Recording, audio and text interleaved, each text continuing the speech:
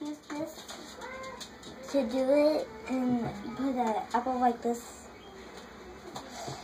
and you put it in here like that, and we put this in here, and then we turn it on like that, and then we push it down, put the apple stuff will come down, and that's how it works. And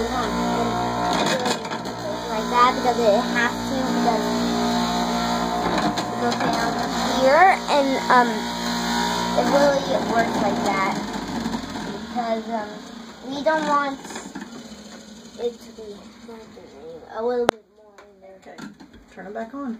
Because we don't want it to get burned or anything, because we want it to go down so we can drink it, because we don't want to run out of apples.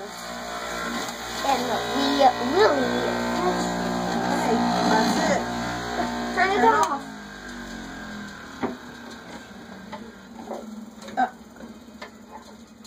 Here, Gone. what do we got? Show me what we got. Apple cider. There's that big apple in there. Whoa. The apple's stuck in there. Hey. Thank you for watching. Huh? Say thank you for watching. Thank you for watching.